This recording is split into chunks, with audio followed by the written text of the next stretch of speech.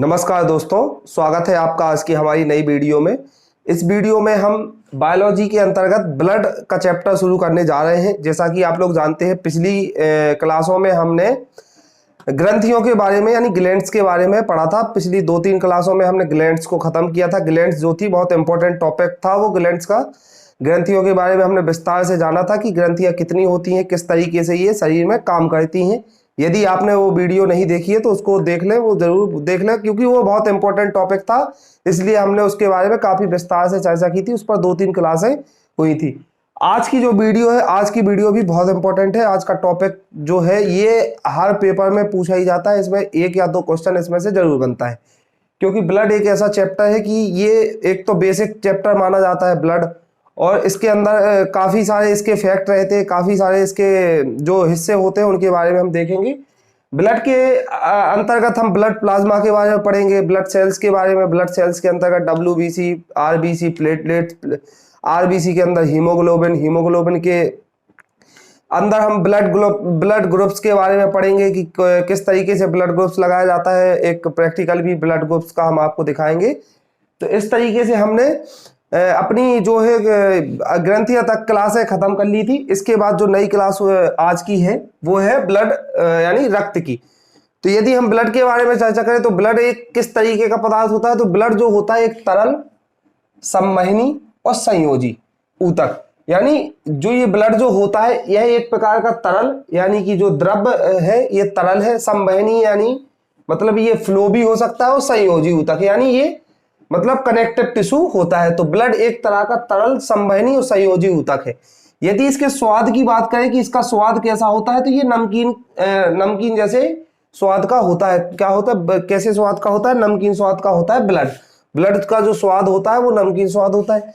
ये जो ब्लड होता है ये जल से भारी होता है, यानी जल से इसका वजन जो होता है वो भारी होता है। जल में अगर इसको डाल दे तो इसकी बूंद जल में डूब जाती है। तो ये जल से भारी होता है कौन? ब्लड। यदि इसकी प्रकृति यानी इसके नेचर की बात करें तो ये क्षारीय प्रकृति का होता है। क्षारीय प्रकृति का ये होता है। ब्लड जो होता है वो क्षारीय प्रकृति का होता है। पीएच मान की बात करें तो ये 7.4 पीएच। इसका पीएच ऐसे निकाल जाता है। जो पीएच स्केल होती है उसमें हम देखते हैं कि यदि 7 के इधर ऊपर जाता है, यदि 7 के ऊपर 7.1, 2, 3, 4 तो ऐसा जाता है तो ये क्षारीय प्रकृति होती है। इधर अगर 7 के नीचे आता है तो ये अम्लीय प्रकृति होती है। तो ये 7.4 जो होती है, इसकी प्रकृति जो होती है 7.4, तो इस हिसाब से ये क्षारीय प्रकृति का होता है। यदि इसकी श्यानता की बात करें, श्यानता जो होती है इसकी 5.2 ब्लड की श्यानता होती है। यदि एक पुरुष के शरीर में यदि ब्लड की बात करें कि एक पुरुष के शरीर में ब्लड कितनी मात्रा में पाया जाता है, 5 से 6 लीटर लगभग ब्लड पाया जाता है एक पुरुष के शरीर में। महिला के शरीर में बात करें तो 4.5 से 5 लीटर ब्लड पाया जाता है एक महिला के शरीर में। यानी पुरुष के शरीर से महिला के शरीर में कम से कम 1.5 लीटर ब्लड कम पाया जाता है। यानी 1.5 लीटर ब्लड कम होता है किसमें? महिला में, पुरुष की अपेक्षा। यदि हम बात करें कि शरीर के बाहर का 7% ब्लड होता है, यानी किसी इंसान का की बॉडी का जितना वजन होगा, शरीर का जितना वजन होगा उसका 7% ब्लड पाया जाता है। तो किसी भी इंसान की बॉडी के बाहर का 7% ब्लड पाया जाता है। यदि हम रक्त निर्माण की प्रक्रिया की बात करें कि रक्त का निर्माण किस प्रक्रिया से होता है, तो रक्त में 2 चीजें पाई जाती है, एक तो प्लाज्मा होता है, एक ब्लड सेल्स होती हैं। ये हमने थोड़ा सा डायग्राम से समझा है। तो ब्लड सेल्स जो ब्लड में 2 तरीके के पदार्थ पाए जाते हैं, एक प्लाज्मा पाया जाता है, ब्लड सेल। प्लाज्मा जो पाया जाता है इसमें 50 से 60% प्लाज्मा पाया जाता है, और जो ब्लड सेल्स पाई जाती है इसमें 40 से 45% या 50% ब्लड सेल्स पाई जाती हैं। प्लाज्मा ज्यादा पाया जाता है, ब्लड सेल्स थोड़ी सी कम पाई जाती हैं। ब्लड सेल्स में भी 3 प्रकार की ब्लड सेल्स होती हैं। आरबीसी यानी red blood cells. Red blood cells जो होती हैं ये 5 अरब से ज्यादा होती हैं। एक ह्यूमन बॉडी में 5 अरब से ज्यादा आरबीसी यानी रेड ब्लड सेल्स होती है। यदि डब्ल्यूबीसी की बात करें तो 8 से 9,000 यानी 8 से 9,000 एक ह्यूमन बॉडी के ब्लड में 8 से 9,000 डब्ल्यूबीसी यानी व्हाइट ब्लड सेल्स होती है। यदि प्लेटलेट्स की बात करें तो 1.5 लाख से 4.5 लाख प्लेटलेट्स बॉडी में पाई जाती हैं। कितनी? 1.5 लाख से 4.5 लाख प्लेटलेट्स एक ह्यूमन बॉडी में होती हैं। यदि हम इनके रेशियो की बात करें तो जो आरबीसी और डब्ल्यूबीसी का रेशियो होता है तो 600 आरबीसी पर 1 डब्ल्यूबीसी होती है, यानी 600 आरबीसी होंगी तो 1 डब्ल्यूबीसी होगी। यदि प्लेटलेट्स की बात करें तो 40 प्लेटलेट्स पर 1 WBC होती है, यानी आरबीसी का जो रेशो है वो 600/1 का है और प्लेटलेट्स का जो रेशो है वो 40/1 का है WBC, यानी 600 आरबीसी होने पर 1 WBC होगी और 40 प्लेटलेट्स होने पर 1 WBC होगी। तो इस तरीके से इसका हमने रेशो देखा। यदि रक्त के संचय की बात करें कि रक्त का जो संचय किया जाता है तो वो 2 से 6 डिग्री सेल्सियस पर रक्त का स्टोर किया जाता है, यानी संचय किया जाता है। यदि हम देखें कि रक्त को यदि इसको स्टोर करना होता है तो ब्लड में सोडियम टेट्रोज और सोडियम डेक्सट्रोज मिला के रखते हैं, यानी ब्लड के अंदर सोडियम टेट्रोज और सोडियम डेट्रोज। यदि कभी आपने ब्लड का डोनेशन किया होगा यानी ब्लड रक्तदान किया होगा तो जिस थैली में वो ब्लड लेते हैं तो उस थैली में सोडियम टेट्रोज और सोडियम डेट्रोज उसमें पहले से ही प्रेजेंट रहता है। इससे क्या होता है, ब्लड क्लॉट नहीं होता है, उसकी सेल्स जो होती है वो खराब नहीं होती है। तो रक्त में सोडियम टेट्रोज और सोडियम डेट्रोज दोनों मिला के रखते हैं। यदि रक्त कणिकाओं की बात करें तो यदि ब्लड में से ब्लड सेल्स हटा दी जाए तो केवल प्लाज्मा बचता है। कोई ये ब्लड जैसे प्लाज्मा और ब्लड सेल्स पाई जाती हैं, यदि ब्लड में से सेल्स हटा दी जाए तो केवल प्लाज्मा बचता है। यदि ब्लड प्लाज्मा की हम बात करें तो एक ह्यूमन बॉडी में जो ब्लड पाया जाता है उसमें 55 से 60% प्लाज्मा उपस्थित होता है। प्लाज्मा जो उपस्थित होता है ये पारदर्शी प्रकार का होता है, यानी ये आर पार को देख सकते हैं, पारदर्शी प्रकार का होता है। कौन? प्लाज्मा। यदि प्लाज्मा की प्रकृति की बात करें तो ये क्षारीय प्रकृति का होता है, जैसा कि ब्लड भी ये क्षारीय प्रकृति का होता है तो प्लाज्मा भी क्षारीय प्रकृति का होता है। ये जो प्लाज्मा होता है ये आधानी यानी मैट्रिक्स को ये दर्शाता है, यानी मैट्रिक्स को ये दर्शाता है। कौन? प्लाज्मा आधानी या मैट्रिक्स को दर्शाता है। यदि प्लाज्मा के कार्य की बात करें कि इसका फंक्शंस क्या होता है तो ये भोजन और हार्मोन्स का संवहन करता है, यानी इसका जो संवहन होता है, ट्रांसफॉर्मेशन होता है, तो वो किसका ब्लड प्लाज्मा का वर्क होता है। तो इसका कार्य क्या होता है? भोजन एवं हार्मोन्स का संवहन करना होता है। यदि हम 100% प्लाज्मा की बात करें तो 100% प्लाज्मा में 90 से 92% द्रव्य होता है, यानी जल। द्रव्य में जल ही आता है। 90 से 92% इसमें द्रव्य होता है और 8 से 10% ठोस होता है, यानी 90 से 92% द्रव्य और 8 से 10% ठोस होता है। और ठोस में भी 2 से 3% जो होता है वो स्टेरॉइड हार्मोन्स होते हैं। 8 से 10% जो ठोस होते हैं उसमें 2 से 3% स्टेरॉइड हार्मोन्स होते हैं और 7% लगभग प्रोटीन होता है।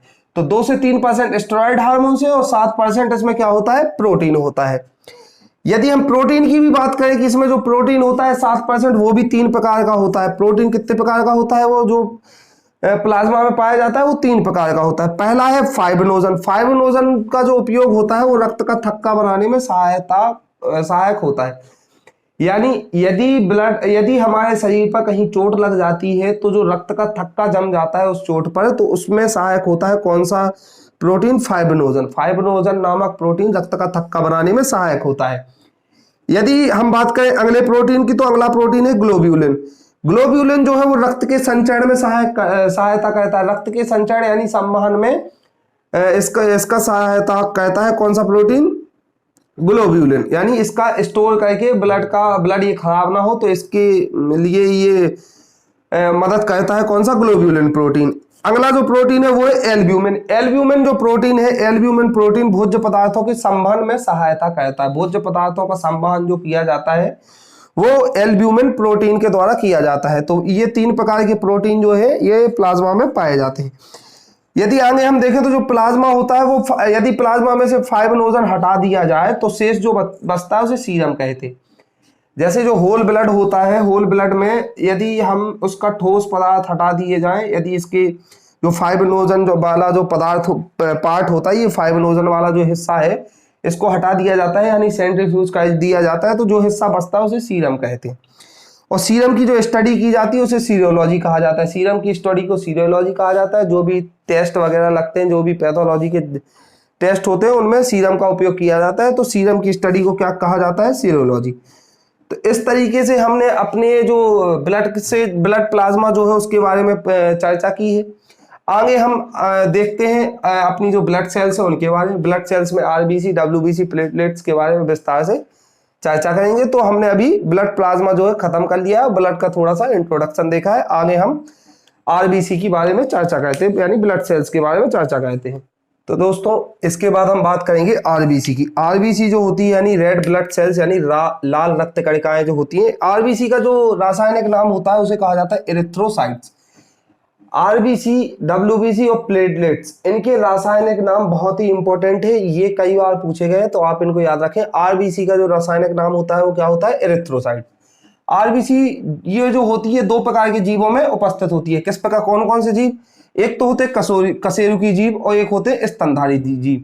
तो जो कशेरुकी जीव जो होते हैं, कशेरुकी जीवों का जन्म जो होता है वो अंडे के द्वारा होता है। कशेरुकी जीवों का जो जन्म होता है किसके द्वारा होता है? अंडे के द्वारा होता है।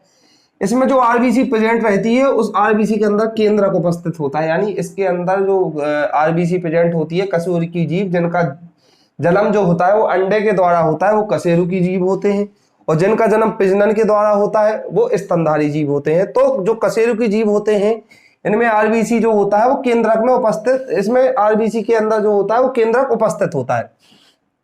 और जो स्तनधारी जीव होते हैं इनका जन्म जो प्रजनन से होता है, इनमें केंद्रक उपस्थित नहीं होता, यानी इनके अंदर जो आरबीसी रहती है प्रजनन, जो ह्यूमन जो होते हैं यानी जो स्तनधारी जो होते हैं इनके अंदर जो आरबीसी रहती है उसमें केंद्रक उपस्थित नहीं होता है। जिनका जन्म अंडे से होता है, जो कशेरुकी होते हैं, उनके अंदर जो आरबीसी रहती है उनमें केंद्रक उपस्थित रहता है। यदि हम बात करें कि जन्म के समय जो बच्चा पैदा होता है यानी जो स्तनधारी बच्चा पैदा होता है तो उसमें आरबीसी में केंद्रक रहता है जन्म के समय, लेकिन वो धीरे धीरे समाप्त हो जाता है। यानी जन्म के समय जो बच्चा होता है उसमें उनके आरबीसी में केंद्रक प्रेजेंट होता है, लेकिन वो धीरे धीरे समय के साथ समाप्त हो जाए। ऊंट और लामा ये दो जो हैं ये अपवाद हैं, क्योंकि ऊंट और लामा दोनों स्तनधारी जीव हैं और इनके आरबीसी में केंद्रक उपस्थित होता है। यानी ऊंट और लामा जो स्तनधारी जीव है, पहले तो हमने देखा कि जो स्तनधारी जीव होते हैं उनके आरबीसी में केंद्रक प्रेजेंट होता ही नहीं है, लेकिन ऊंट और जो लामा जो ये दो जीव हैं ये अपवाद है इस तथ्य पर, क्योंकि ऊंट और लामा की जो आरबीसी होती है उसमें केंद्रक प्रेजेंट होता है। यदि हम आरबीसी के आकार की बात करें तो ये उभयतलीय यानी बायकॉन्केव होती है, यानी इसका जो आकार होता है वो इस तरीके से होता है, इस तरीके से। तो आरबीसी का जो आकार होता है वो उभयतलीय होता है, यानी ये बायकॉन्केव होती है। और बाहरी सतह जो होती है किसकी? आरबीसी की बाहरी सतह पर एचबी यानी हीमोग्लोबिन प्रेजेंट होता है। तो आरबीसी का जो आकार होता है वो उभयतलीय यानी बायकॉन्केव होता है और बाहरी सतह पर हीमोग्लोबिन प्रेजेंट होता है। यदि आरबीसी की ऊपरी सतह की बात करें तो ऊपरी सतह को डोनल मेम्ब्रेन कहा जाता है। आरबीसी की ऊपरी सतह को क्या कहा जाता है? डोनल मेम्ब्रेन। इस पर क्या क्या रहता है? आरएच फैक्टर प्रेजेंट रहता है और एंटीजन। इसी पर आरएच फैक्टर और एंटीजन प्रेजेंट होता है। किस पर? आरबीसी की ऊपरी सतह पर, जिसको कहा जाता है डोनल मेम्ब्रेन। सबसे बड़ी जो आरबीसी होती है यानी सबसे बड़ी आरबीसी की जो सेल होती है वो सेलामेंटा जो होता है, एक जीव होता है सेलामेंटा, उसकी सबसे बड़ी आरबीसी होती है, यानी रेड ब्लड सेल्स उसकी सबसे बड़ी होती है सेलामेंटा की। और यदि सबसे छोटी आरबीसी की बात करें तो जो कस्तूरी मृग होती है, कस्तूरी मृग की आरबीसी सबसे छोटी होती है। आरबीसी की यदि निर्माण की क्रिया की बात करें तो आरबीसी की निर्माण की क्रिया एरिथ्रोपोएसिस कहलाती है। एरिथ्रोपोएसिस की जो क्रिया होती है उसमें आरबीसी का निर्माण होता है, यानी आरबीसी के निर्माण की क्रिया एरिथ्रोपोएसिस कहलाती है। इसके लिए जो उत्तरदायी सेल होती है वो दो तरीके की सेल होती है इसकी निर्माण की क्रिया के लिए। एक तो होती है एरिथ्रोसाइटोब्लास्ट और हीमोसाइटोब्लास्ट। ये दो प्रकार की जो सेल होती हैं ये इसके लिए उत्तरदायी होती है। किस क्रिया के लिए? एरिथ्रोपोएसिस की क्रिया के लिए, यानी आरबीसी के निर्माण की क्रिया के लिए उत्तरदायी होती हैं। आरबीसी के निर्माण की बात करें तो 72 घंटे यानी 3 दिन, लगभग 3 दिन में इसका निर्माण होता है। किसका? आरबीसी का। आरबीसी का निर्माण 72 घंटे या 3 दिन में इसका निर्माण होता है। जब भ्रूण होता है यानी जो स्पर्म से बढ़कर जो भ्रूण होता है, बच्चा जन्म नहीं लेता है उसके पहले जब जो भ्रूण होता है तो आरबीसी का निर्माण एक यकृत में होता है। जब भ्रूण होता है बच्चे के जन्म से पहले जो माता के गर्भ के अंदर जो भ्रूण होता है उसमें जब आरबीसी बनती है तो यकृत में बनती है। और जब जन्म हो जाता है बच्चे का, जन्म के बाद आरबीसी अस्थिमज्जा यानी बोन मैरो में बनना शुरू हो जाती है। तो भ्रूण जब होता है तो यकृत में बनती है और जन्म के बाद अस्थिमज्जा में आरबीसी का निर्माण होता है। आरबीसी का जो कुल जीवन होता है वो 120 दिन का होता है। ये कई बार पूछा गया, 100 बार ये क्वेश्चन रिपीट हुआ है कि आरबीसी का जन्म जो होता है, मतलब जो जीवन काल होता है यानी इसका जो जीवन लाइफ टाइम होता है वो इसकी कितने दिन की रहती है? तो वो 120 दिन की इसकी लाइफ टाइम रहती है, यानी आरबीसी का कुल जीवन जो होता है वो 120 दिन का होता है। इसकी जो मृत्यु होती है, यानी जो कि ये खत्म होती है प्लीहा स्प्लीन में, ये जाकर खत्म हो जाती हैं। जब भी जो आरबीसी 120 दिन की हो जाती है वो खत्म होनी रहती है, तो प्लीहा में पहुंच जाती है स्प्लीन में, और वो खत्म हो जाती है, स्प्लीन में जाकर वो डेड हो जाती है। तो इसलिए आरबीसी का कब्रिस्तान कहा जाता है किसको? स्प्लीन को। ये भी क्वेश्चन आया कि स्प्लीन को, आरबीसी का कब्रिस्तान किसे कहा जाता है, तो वो स्प्लीन को कहा जाता है, क्योंकि आरबीसी इसी में जाकर मृत होती है। मृत्यु, जब इंसान की मृत्यु होती है या किसी भी जीव की मृत्यु होती है, तो मृत्यु के समय जो समस्त आरबीसी होती है, यानी जो ब्लड में जितनी भी आरबीसी पाई जाती है, वो सब जाके प्लीहा यानी स्प्लीन में जमा हो जाती हैं, और वहां पर जाकर वो डेड हो जाती हैं। इसलिए ब्लड का सुना होगा आपने कि मृत्यु के बाद इंसान का जो खून होता है वो पानी बन जाता है। तो जो आरबीसी होती है वो आरबीसी सारी इकट्ठी होकर प्लीहा में पहुंच जाती है और खत्म हो जाती हैं। और प्लीहा को इसलिए ब्लड बैंक भी कहा जाता है। ब्लड बैंक कहा जाता है कि सारी आरबीसी जो होती है वो जाके प्लीहा में या स्प्लीन में जमा हो जाती है, इसलिए इसको ब्लड बैंक कहा जाता है। आरबीसी की यदि संख्या की बात करें तो आरबीसी की जो संख्या होती है लगभग 5 अरब के लगभग संख्या होती है। हमने अभी पहले देखा था कि आरबीसी की संख्या लगभग 5 अरब से ज्यादा होती है। यदि प्रति घन सेंटीमीटर बात करें तो 50 से 55 लाख प्रति घन सेंटीमीटर आरबीसी की संख्या होती है। यदि हम जब भी हम सोते हैं, सोते समय जो होती है आरबीसी की संख्या लगभग 5% तक घट जाती है। सोते समय, इंसान के सोते समय आरबीसी की संख्या 5% तक घट जाती है। यदि किसी ऊंचाई वाले स्थान पर जाते हैं तो 30% आरबीसी की संख्या बढ़ जाती है, क्योंकि वायुमंडलीय दबाव कम हो जाता है। वायुमंडलीय दबाव कम होने की वजह से आरबीसी की संख्या बढ़ जाती है। आरबीसी की संख्या लगभग 30% बढ़ जाती है, और सोते समय आरबीसी की संख्या लगभग 5% घट जाती है। तो इस तरीके से हमने ब्लड के अंदर ब्लड प्लाज्मा और आरबीसी के बारे में चर्चा की। अगले वीडियो में हम हीमोग्लोबिन के अलावा एनीमिया, यानी हीमोग्लोबिन क्या होता है उसके बारे में समझेंगे, और एनीमिया क्या होता है और ये कितने प्रकार के होते हैं उनके बारे में जानेंगे। तो अगली वीडियो में हम ये सारी चर्चा करेंगे। इस वीडियो में हमने आरबीसी और ब्लड प्लाज्मा खत्म किया है। चलिए दोस्तों, मिलते हैं अगली वीडियो में। Thank you.